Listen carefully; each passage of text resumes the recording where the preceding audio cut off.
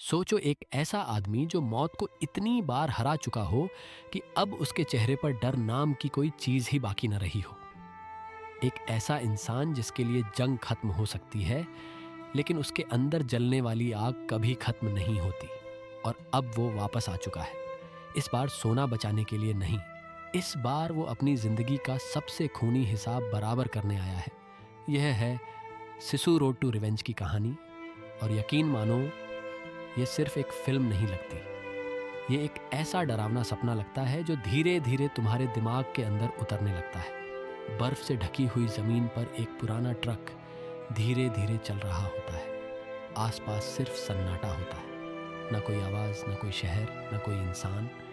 सिर्फ हवा की डरावनी आवाज और एक बूढ़ा आदमी जो स्टीयरिंग पकड़कर सीधा सामने देख रहा होता है। यह होता है आदमी गोल्पी। वही आदमी जो पिछली फिल्म में पूरी नाजी आर्मी के लिए एक खौफ बन गया था। लेकिन अब वो पहले जैसा नहीं रहा। उसकी आंखों में जीत का सुकून नहीं होता, सिर्फ थकान और अंधेरा होता है। ट्रक के पीछे कुछ पुरानी लकड़ियां बंधी होती हैं। ये आम लकड़ियां नहीं होती। ये उस घर के टूटे हुए हिस्से होते हैं जहां कभी उसकी फैमिली रहती थी। वो फैमिली जो जंग ने उससे छीन ली थी। आर्टमी ने सालों तक सोना ढूंढा, लड़ाइयाँ लड़ी, लोगों को मारा, लेकिन अंदर से वो कभी जिंदा नहीं बच पाया। सफर के दौरान वो एक पुराने गांव के पास रुकता है। गांव पूरी तरह खाली होता है। टूटे हुए दरवाजे, खुली खिड़कियां और हर तरफ मिट्टी और बर्फ। आदमी धीरे धीरे एक पुराने घर के अंदर जाता है। वहां दीवार पर एक बच्चे की पुरानी ड्राइंग लगी होती है। वो कुछ सेकंड तक उसे देखता रहता है। पहली बार उसके चेहरे पर दर्द दिखाई देता है, लेकिन वो कुछ नहीं बोलता। वो कभी ज्यादा बोलता ही नहीं। दूर सोवियत बॉर्डर के पास एक मिलिट्री कैंप में सोल्जर्स किसी आदमी का इंतजार कर रहे होते हैं। तभी एक जीप आकर रुकती है और उसमें से एक आदमी नीचे उतरता है। लंबा कोट, ठंडी आंखें और चेहरे पर अजीब सी मुस्कान। ये होता है इगोर ड्रगनोव, एक बेरहम ऑफिसर जो जंग के दौरान इंसानियत से ज्यादा दर्द पर भरोसा करता था। ड्रैगनोव को एक फाइल दी जाती है। वो फाइल खोलता है और उसमें एटमी की फोटो होती है।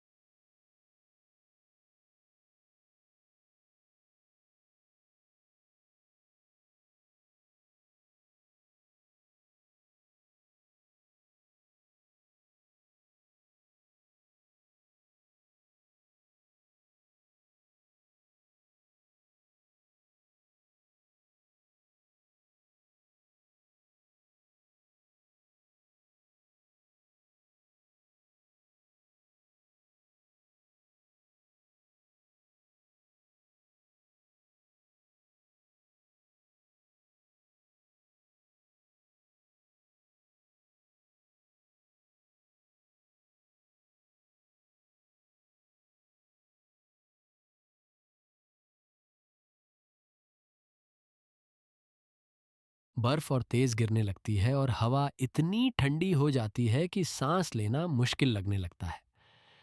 विक्टर को लगता है कि गोली लगने के बाद ऑटमी ज्यादा देर जिंदा नहीं रहेगा। सोल्जर्स धीरे धीरे फ्यूल स्टेशन के अंदर बढ़ते हैं। हर तरफ लाशें पड़ी होती हैं।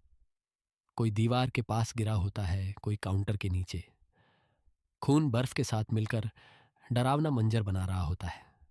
लेकिन तभी एक सोल्जर को आवाज सुनाई देती है, मेटल की हल्की सी खड़खड़ाहट। वो फ्लैशलाइट घुमाता है लेकिन वहां कोई नहीं होता। तभी अचानक पीछे से एक हाथ निकलता है और उसका मुंह बंद कर देता है। अगले ही पल उसकी गर्दन टूट चुकी होती है। ऑटमी अब भी जिंदा होता है। उसके कंधे से खून बह रहा होता है लेकिन उसकी आंखों में दर्द से ज्यादा गुस्सा होता है। वो अंधेरे में ऐसे घुल चुका होता है जैसे जंगल खुद उसका साथी हो। विक्टर समझ जाता है कि सीधा हमला काम नहीं करेगा। वो फ्यूल स्टेशन को आग लगाने का आदेश देता है। कुछ ही सेकंड में पूरी बिल्डिंग आग में जलने लगती है। फ्लेम्स आसमान तक उठती हैं और आसपास का जंगल लाल रोशनी से भर जाता है। लेकिन जब सोल्जर्स अंदर दोबारा चेक करते हैं तो आदमी वहां नहीं होता। दूर बर्फ में ट्रक के निशान दिखाई देते हैं। वो फिर निकल चुका होता है। अब पीछा और भी खतरनाक हो जाता है। ऑटमी एक पुरानी माइनिंग टनल की तरफ जाता है। यही वो जगह होती है जहां उसने कभी सोना निकाला था। लेकिन अब यह जगह किसी कब्रिस्तान जैसी लगती है। अंधेरा, टपकता हुआ पानी और हर तरफ जंग लगा लोहा। ऑटमी ट्रक रोकता है और अपने कंधे का जख्म बांधने की कोशिश करता है। उसके हाथ कांप रहे होते हैं लेकिन चेहरा अब भी पत्थर की तरह सख्त होता है।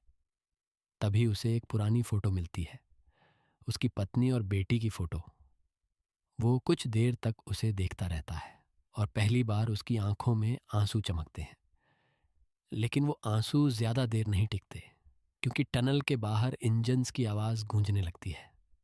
विक्टर और उसकी टीम पहुंच चुकी होती है। टनल के अंदर एक डेडली गेम शुरू होता है। सोल्जर्स फ्लैशलाइट्स लेकर धीरे धीरे आगे बढ़ते हैं। हर तरफ सन्नाटा, सिर्फ पानी टपकने की आवाज। फिर अचानक एक सोल्जर चीखता है। उसकी बॉडी ऊपर से लटक रही होती है।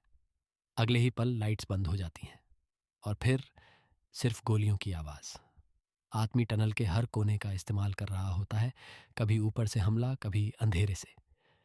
एक सोल्जर माइन कार्ट के नीचे कुचल जाता है, दूसरा एक्सप्लोसिव ट्रैप में उड़ जाता है।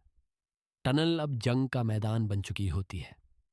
विक्टर आखिरकार आतामी को देख लेता है और दोनों आमने सामने आ जाते हैं। एक ब्रूटल फाइट शुरू होती है। घूंसे, चाकू, चेन, खून। विक्टर ताकतवर होता है लेकिन ऑटमी का एक्सपीरियंस ज्यादा होता है। हर वार में सालों का दर्द होता है। फाइट के दौरान विक्टर उसे प्रोवोक करता है। वो कहता है कि उसकी फैमिली की मौत बेकार थी। यह सुनते ही ऑटमी का गुस्सा फट पड़ता है। वो विक्टर को दीवार पर इतनी जोर से मारता है कि पत्थर टूट जाता है। लेकिन तभी पीछे से एक सोल्जर गोली चला देता है। गोली ऑटमी के साइड में लगती है। वो जमीन पर गिर जाता है। विक्टर मुस्कुराता है और गन उसके सिर पर रख देता है। लेकिन उसी वक्त टनल हिलने लगती है। आतामी पहले ही एक्सप्लोसिव्स एक्टिवेट कर चुका होता है। पूरी टनल कोलैप्स होने लगती है। पत्थर गिरने लगते हैं। सोल्जर्स पैनिक में भागते हैं। ऑटमी विक्टर का कॉलर पकड़ता है और उसे नीचे खींच लेता है। दोनों धूल और अंधेरे में गायब हो जाते हैं। सुबह होती है। टनल का आधा हिस्सा गिर चुका होता है। दूर बर्फीली जमीन पर एक आदमी धीरे धीरे चलता दिखाई देता है। वो आदमी होता है, जख्मी, थका हुआ, लेकिन जिंदा। उसके पीछे सिर्फ बर्बादी बची होती है और उसकी आंखों में अब भी वही आग जल रही होती है। क्योंकि कुछ लोग सिर्फ जीने के लिए नहीं बनते। कुछ लोग जंग खत्म होने के बाद भी खुद जंग बन जाते हैं।